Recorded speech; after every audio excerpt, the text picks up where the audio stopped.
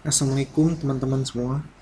Di pertemuan minggu kedua ini, saya akan mencoba menjelaskan tentang operator di bahasa C.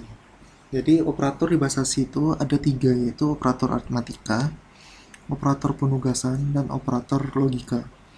Materi pembelajaran ini merupakan fondasi dasar untuk materi-materi selanjutnya. Jadi teman-teman semua tolong dipahami. Nah, jadi kita masuk ke operator aritmatika. Jadi aritmatika adalah cabang ilmu matematika yang membahas perhitungan dasar. Perhitungan dasar ini maksudnya seperti perkalian, pembagian, dan penambahan dan pengurangan.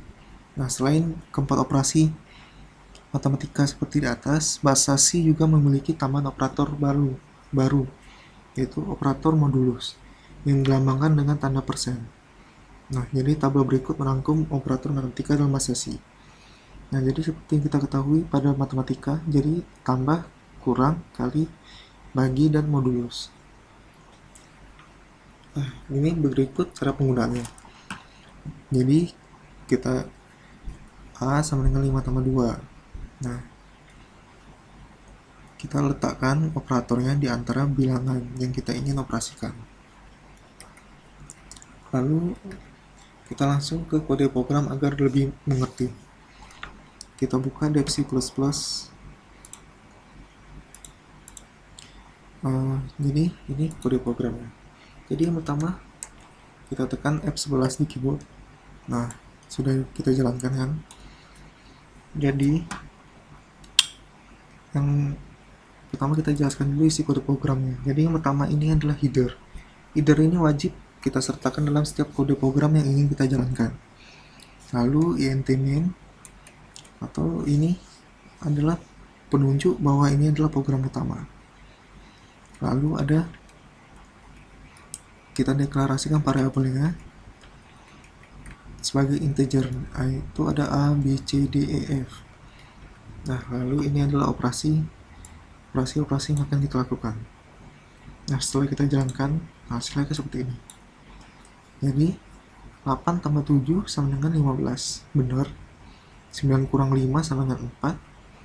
2 kali 9 sama dengan 18. Nah, di sini terdapat ada aturannya. Jadi, seperti kita ketahui di matematika, 9 kali maksudnya operasi perkalian dan pembagian kita dahulukan terlebih dahulu. Baru setelah itu penjumlahan dan pengurangan. Nah, begitu juga dalam bahasa C. Jadi dalam bahasa C ini, operasi tersebut akan menjadi seperti ini. Jadi pertama 9 kali 4 36. Nah, lalu 10 tambah 6 16. Ini 16 kurang 36 sama dengan 10 tambah 6 sama dengan 16. 16 kurang 36 sama dengan min 20. Kita lihat di hasil eksekusinya, maka benar.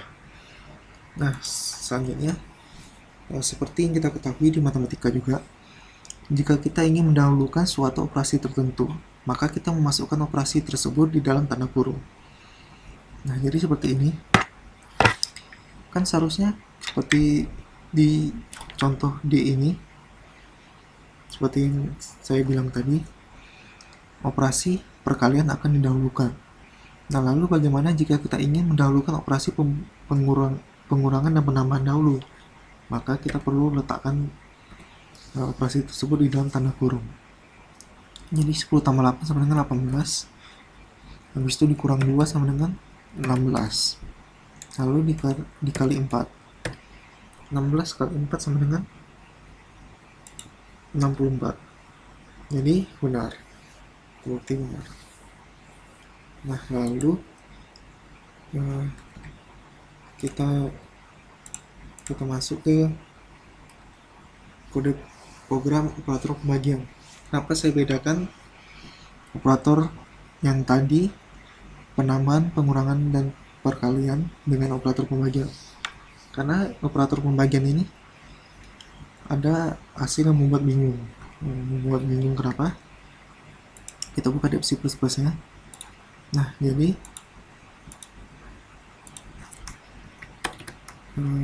kita hapus semua.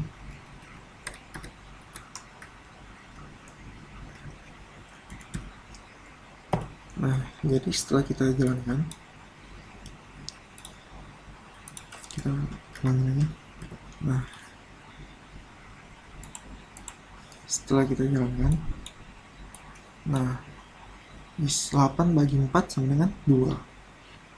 Nah, letaknya itu hasil yang buat bingung adalah 8 bagi 3, kenapa hasilnya 2. Nah, ini 8 bagi 2, 4 benar kan. Nah, jadi yang letak bingungnya itu kenapa 8 bagi 3 sama dengan 2. Karena ya, kita lihat kode programnya. Nah, variabel A, B, dan C itu kita deklarasikan sebagai integer. Integer seperti yang dimana kita ketahui adalah bilangan bulat. Bilangan bulat maksudnya adalah bilangan yang tidak memiliki angka desimal di angka belakangnya. Nah, lalu bagaimana jika kita ingin menampilkan nilai 8 bagi 3 yang sebenarnya? 8 bagi 3 itu sekitar 2,66. Nah, caranya kita deklarasikan variabel tersebut sebagai float. Float adalah bilangan desimal. Nah, materi tentang variabel ini sudah dijelaskan pada minggu pertama kemarin. Kita deklarasikan B itu sebagai float. Lalu kita harus mengubah salah satu angkanya menjadi bilangan float. Kalau tidak, dia akan menjadi integer. Nah, jika masih integer bagi integer, maka dia hasilnya akan integer. Nah, maka jika kita ingin menghasilkan angka yang X sebenarnya, maka kita harus mengubahnya menjadi salah satu menjadi angka float atau angka desimal. Nah, kita contohkan. Nah, masih kan, cuma dia 0,000. Nah, jika itu kita harus 3,0. Ada koma nolnya di belakang. Nah, itu perlu kita ingat jika kita ingin melakukan operasi pembagian float. Salah satu bilangan operasi tersebut adalah bilangan desimal. Kalau tidak, dia akan hasilnya adalah integer. 2,667 jadi benar kan. Oke, selanjutnya kita operator modulus. Jadi operator modulus atau modulo atau modulus atau mod adalah nilai sisa pembagian. Nah, 8 modulus 5 sama dengan 3. Kenapa? Karena 8 dibagi 5, sisanya 3. Jadi yang ditampilkan dari operator modulus itu adalah sisa pembagiannya. Kita ambil contoh satu lagi. 100 modulus 7 sama dengan 2. Nah, kenapa? Karena ketika 100 dibagi 7, maka hasilnya ada 14 dengan sisa adalah 2. 14 adalah 98.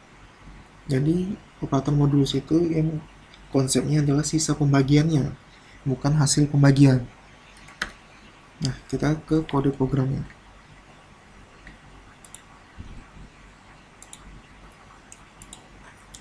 Nah, ini operator aritmatika modulus. Kita jalankan.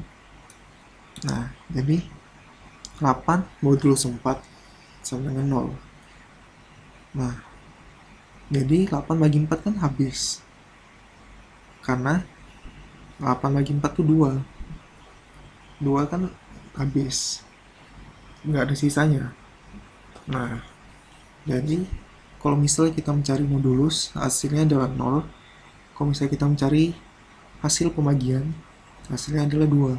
Nah, itu perlu diketahui konsep modulus. Lalu 8 modulus 5. 8 bagi 5 sama dengan 1, sisa 3. Jadi, sisanya adalah 3, 8 bagi 5, karena tidak habis. Lalu 10 bagi 2. 10 bagi 2 sama dengan 5 kan? 5 habis. Berarti sisa pembagiannya adalah 0. Lalu 100 bagi 7 seperti kita jelaskan tadi. 100 bagi 7 sama dengan 14. Nah, sisanya 2. Berarti sisa pembagiannya adalah 2. Nah, itu tadi penjelasan tentang operator aritmatika. Lalu selanjutnya kita ke operator penugasan. Operator penugasan ini adalah operator yang digunakan untuk memasukkan suatu nilai ke dalam variabel. Nah, operator ini menggunakan tanda sama dengan. Jadi, konsepnya di operator assignment ini untuk penugasan dilakukan dari kanan ke kiri, bukan dari kiri ke kanan seperti yang kita matematika. Jadi, bukannya A adalah 500, nah seperti kode program ini, kode berikut A sama dengan 500, tapi nilai 500 dimasukkan ke dalam variabel A. Nah, itu maksudnya. Jadi nilai 500 masuk variabel A, bukan A yang masuk ke 500. Nah, operator assignment ini disebut juga sebagai operator penugasan. Lalu lanjut ke kode programnya. Kita buka di C++ ya. Kita operator penugasan. Nah, jadi kita sama saja deklarasi header dan deklarasi int main, deklarasi variabel sebagai integer. Nah, lalu kita jalankan. Nah, jadi A sama dengan 5, B sama dengan 4. Kenapa? Jadi kan sudah dideklarasikan di sini A sama dengan 5. Maksudnya B sama dengan 3. Lalu B itu sama dengan B tambah 1. Karena B tadi 3 tadi sudah simpan dalam B, berarti 3 tambah 1 berarti. Di sini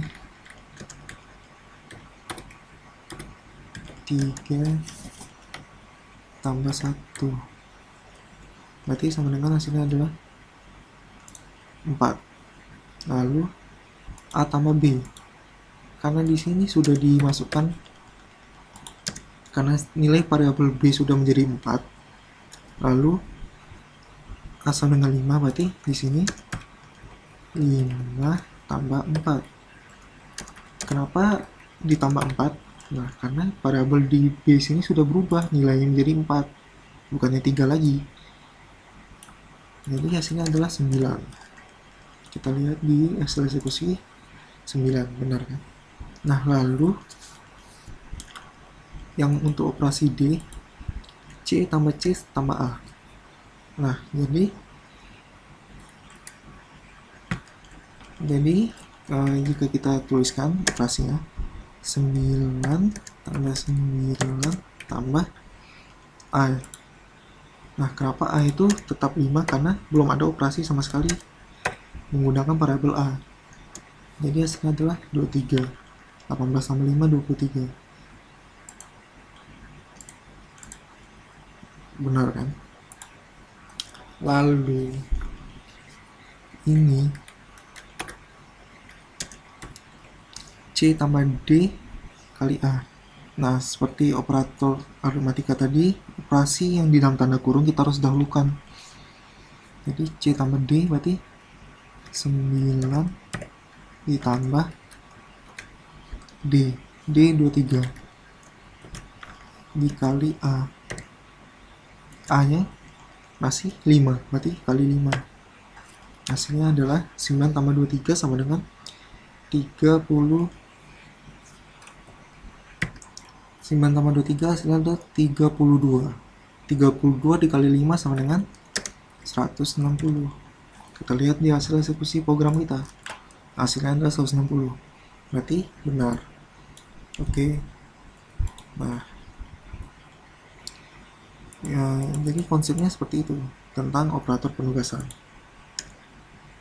Jadi ketika kita melakukan variabel perubahan nilai pada variabel seperti di sini ataupun di sini, nah maka nilainya apabila kita melakukan operasi lagi terhadap variabel tersebut, maka nilai yang terakhir itu akan yang digunakan.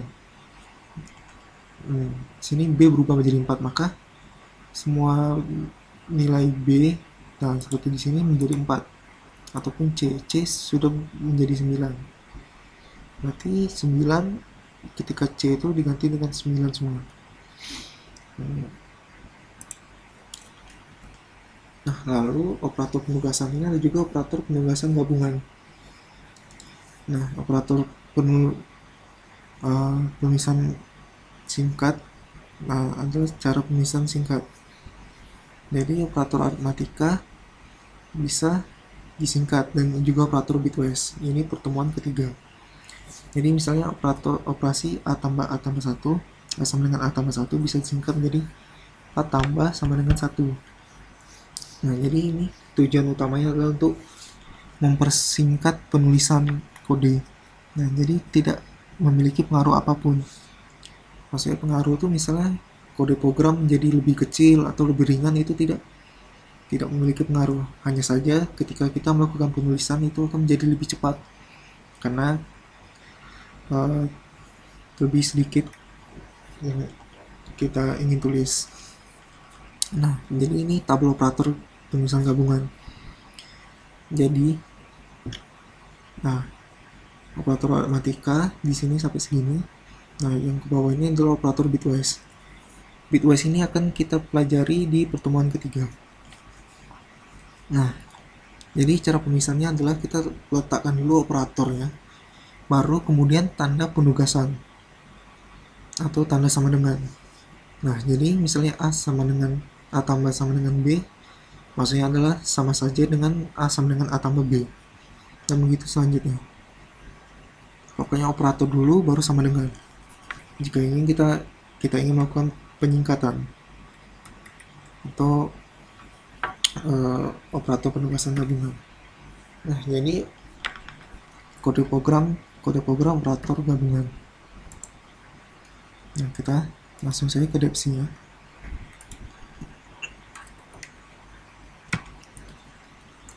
Jadi seperti biasa, deklarasi variabel, deklarasi header. Nah, lalu deklarasi variabel sama dengan 10 semua. Nah, jadi kita jalankan. Nah, jadi kenapa? Nah, kita jelaskan satu-satu hasilnya. A tambah sama dengan 5 sama dengan 15. Ini kode program ini masuknya sama saja, sama dengan A sama dengan A tambah 5. Nah, seperti kita ketahui, A itu tadi sama dengan 10. Berarti ini A sama dengan 10 tambah 5. Berarti 15. Benar. Nah, lalu B sama dengan ini, jika kita ingin tulis ke operasi panjangnya menjadi B kurang 3. Nah, B juga sama dengan 10, berarti B sama dengan 10 kurang 3, berarti sama dengan 7. Sama dengan 7, benar. Nah, bagaimana yang seperti ini? Kita bisa operasi panjangnya. Ini C berarti sama dengan C kali 3. Nah, berarti C nya sama dengan 10 juga, berarti dikali 3 sama dengan 30. Benar, 30.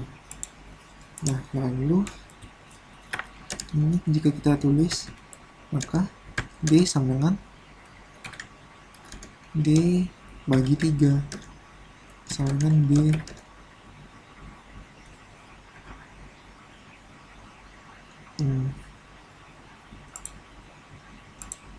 nah, sama dengan 10, D nya 10 dibagi 3 sama dengan 3. Kan seharusnya 3,3 sekian, tapi karena seperti yang dijelaskan di operator di bagian operator aritmatika pembagian tadi, ini tipe datanya kita ingat sebagai integer. Integer itu tidak memiliki desimal, angka desimal di belakangnya, maka sini adalah sudah dibulatkan. Nah, maksudnya sudah hanya bilangan depannya saja. Jadi 10 bagi 3, 3. Diambil 3-nya saja. Nah, yang terakhir adalah operator modulus. Nah, ini adalah bentuk penyingkatannya. Nah, jadi ini E sama dengan E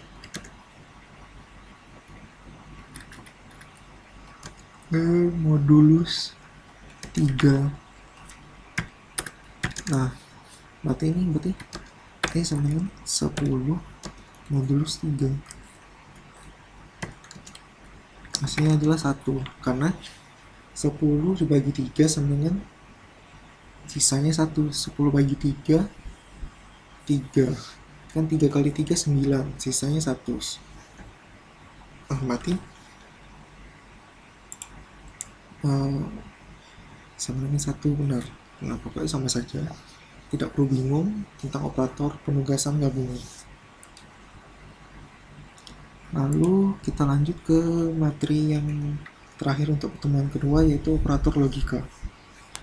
Jadi operator logika adalah operator yang digunakan untuk membuat kesimpulan logis dari kondisi boolean, true atau false. Boolean ini maksudnya apa? Boolean ini adalah nilai kebenaran. Nah, karena bahasa C tidak memiliki data boolean, maka kita menggunakan 1 sebagai true dan angka 0 sebagai false. Nah, jadi dalam bahasa C itu sebenarnya cuma 3 operator logika. Nah, ada yang N, maka menghasilkan 1 jika kedua operasi sama dengan keduanya adalah 1, atau OR jika salah satunya sama dengan 1, atau NOT yang akan membalikkan nilai kebenaran.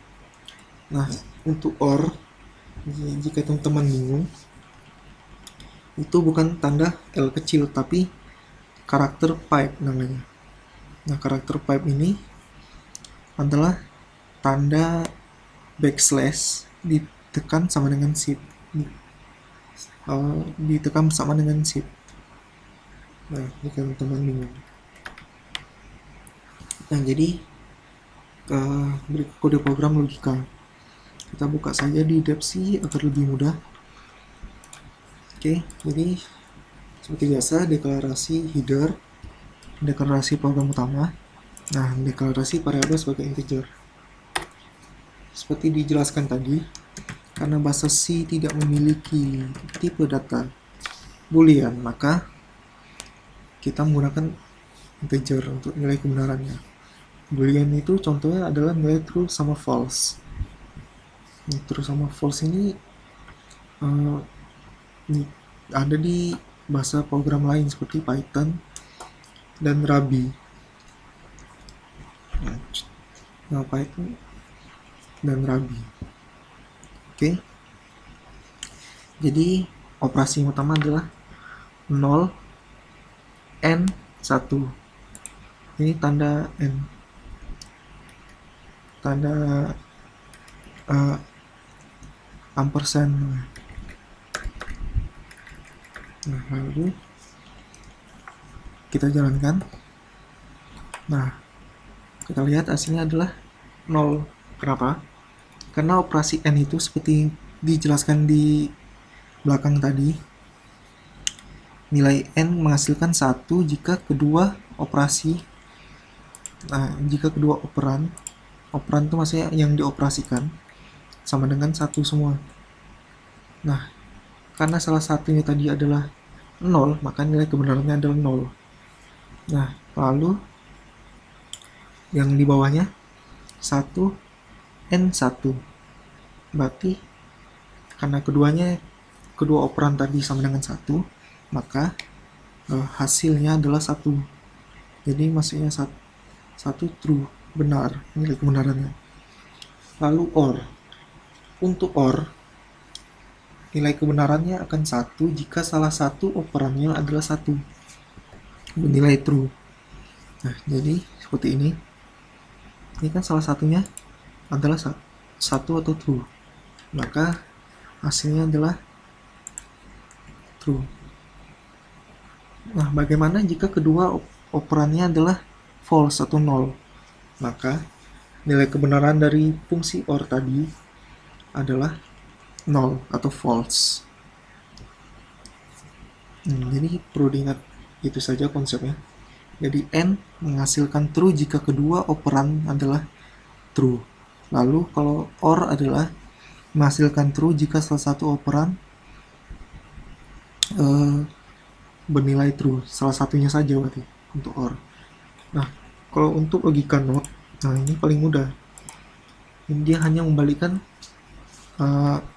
logika dari operan. Jadi misalkan tadi 0 dibalikkan menjadi 1. Lalu bagaimana jika kita ubah di sini menjadi 1? Nah, dia menjadi 0. Pokoknya dia hanya membalikkan nilai dari operan. Lalu kita lanjut ke operator logika gabungan. Maksudnya gabungan itu. Nah, jadi seperti di operator aritmatika, kita juga bisa melakukan penggabungan. Jadi maksudnya kita dahulukan dulu operasinya, operasi tertentu, baru kita operasikan lagi. Jadi kita buka programnya.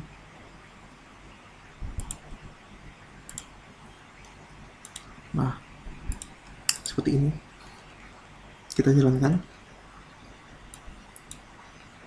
Jadi 0 N1 di-OR-kan dengan 1 OR 0. Hasilnya adalah 1. Kenapa? Jadi 0 N1 ini sama dengan 0. Kenapa? Karena N kan harus dua-duanya bernilai true. Lalu kita OR-kan.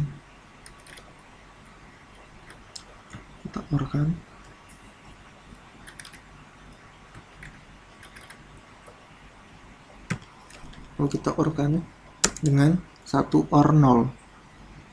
Ini hasilnya adalah true, karena salah satunya bernilai true. Maka hasilnya adalah 1, karena 0 OR 1 sama dengan 1. Atau true. Lalu kita ke selanjutnya. Not false and false or true. Nah, 0 sama 1 misalnya. 0 or 1. Jadi kita operasinya seperti ini. Jadi pertama kita 0, kita notkan menjadi 1. Lalu kita N. Nah, 0 or 1 berarti 1. Karena OR itu harus salah satunya saja. Hanya perlu salah satu saja untuk menilai true. Nah, kita lihat kode programnya. Hasil eksekusinya adalah true atau 1. Nah, berarti ini benar. Karena N itu harus keduanya bernilai true atau 1 untuk bernilai true. Dan yang terakhir, kita 3 operasi pun bisa. Nah, caranya bagaimana? Jadi 1 N1 berarti 1 kan? 1. Lalu kita OR-kan sama dengan 1 OR 0. Hasilnya adalah 1. Lalu kita N-kan dengan not 1 adalah 0. Nah, jadi selanjutnya, kalau sudah seperti ini, kita kerjakannya dari kiri ke kanan seperti matematika biasa, operasi aritmatika tanpa tanda kurung. Jadi 1 OR 1 sama dengan 1. Nah, lalu kita N kan, N 0, hasilnya adalah 0. Oke. Nah, terbukti hasilnya adalah 0. Nah, jadi operator aritmatika ini, operator logika ini bisa digabungkan seperti operator operasi aritmatika. Bahkan bisa kita gunakan tanda kurung juga jika kita ingin mendahulukan operasi tertentu. Nah, seperti ini. Nah, dia dahulukan ini dulu, baru yang ini. Oke. Nah, baiklah, itu saja yang dapat saya sampaikan. Lebih dan kurang, saya mohon maaf. Jika ada pertanyaan, bisa ditanyakan langsung saat pertemuan nanti. Sekian dari saya. Assalamualaikum warahmatullahi wabarakatuh.